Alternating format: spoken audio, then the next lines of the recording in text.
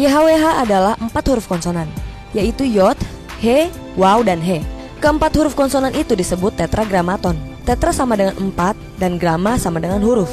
YHWH menjadi nama Tuhan yang sangat dikenal dalam Perjanjian Lama. YHWH menjadi pembeda dari ilah-ilah lain di Israel zaman Perjanjian Lama. Beberapa versi Alkitab menerjemahkan tetragramaton itu menjadi Yahweh. Dalam beberapa Alkitab di Indonesia ada yang ditulis Yehuwa.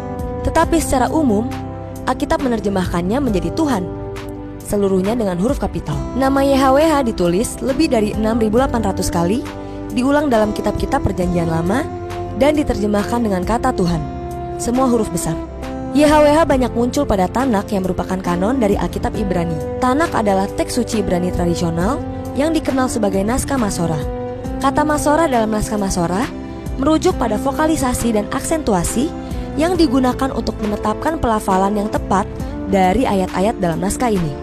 Menurut tradisi Yahudi, Tanak memiliki 24 kitab. Gabungan seluruh kitab Samuel, Raja-Raja, Tawarik, dan Ezra Nehemia dianggap sebagai satu kitab, serta Trei Asar, 12 nabi. Demikian pula ketika Tanak diterjemahkan dalam bahasa Yunani pada abad ketiga sebelum Masehi. Penerjemahan yang dilakukan oleh 72 sarjana Yahudi itu masih ada yang memakai kata YHWH. Terjemahan yang kemudian dikenal dengan Septuaginta itu diselesaikan selama 72 hari.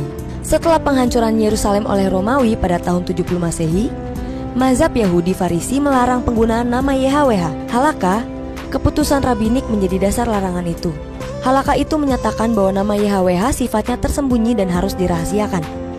Namun beberapa ahli sejarah Alkitab menyatakan bahwa akar dan jejak pelarangan penggunaan nama YHWH telah jauh ditetapkan sebelum abad pertama Masehi. Ketika orang Yahudi kembali dari pembuangan Babilonia pada tahun 586 sebelum Masehi.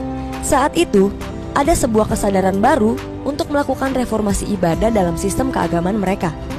Salah satunya adalah penghormatan terhadap nama YHWH. Meskipun secara literal tertulis dalam kitab Tanak, namun YHWH digantikan dengan sebutan Adonai dalam ucapan sehari-hari. Tradisi pengucapan YHWH dengan Adonai yang berarti Tuhan berlanjut di zaman Perjanjian Baru. Tradisi pengucapan ini juga dipengaruhi oleh beberapa bagian Septuaginta yang menggunakan kata Kairos atau artinya Tuhan untuk YHWH. Jadi sekali lagi, YHWH adalah sebutan Tuhan khusus bagi bangsa Israel di zaman dahulu.